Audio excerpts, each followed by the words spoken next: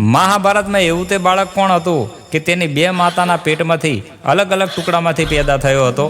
तो मित्रों आ रहस्य माटे बन्या रहो आ विडियोनी अंदर। महाभारत में मगधनो राजा भयरथ ने बे राणीओ हती पण तेमने कोई संतान नहोतुं। एक दिवसनी वात छे, राजा जंगल में जाय छे, त्यां एक ऋषि तप करी रह्या होय छे। त्यां नमन करे छे ने ऋषि प्रसन्न थईने वचन आपे छे। राजानी वात ऋषि समझी जाय छे। पर ऋषि एने एक फळ आपे छे पण कहे छे कि आ फळ तमे तमारी राणीने जईने खवडावजो। राजाने विचार आव्यो के फळ एक छे, राणी बे छे, बंनेने अडधुं अडधुं खवडावीश तो बंनेने पुत्रनो जन्म थशे। तेने बंने राणीओने अडधुं अडधुं खवडावी दीधुं पण आनुं परिणाम बहु ज खतरनाक निकळ्युं। फळ अडधुं खावाथी बंने बाळको अर्धा अर्धा जन्म्या। अडधुं अडधुं शरीर राणीओ जोईने डरी गई अने मांसना टुकड़ा पछी जंगलमां जईने फेंकी दे छे। त्यां एक जरा नामनी राक्षसी निकळे छे।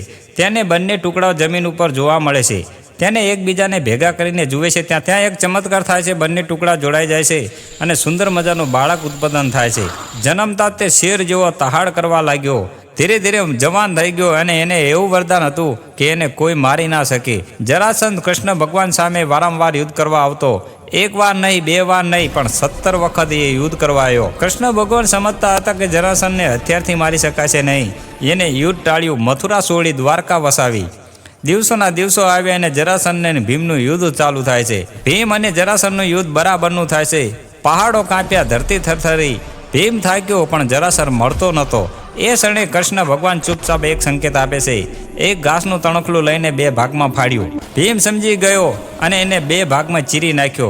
बंने भाग विरुद्ध दिशामां फेंका। वरदान तूटी गयुं। जरासंध धराशयी थयो।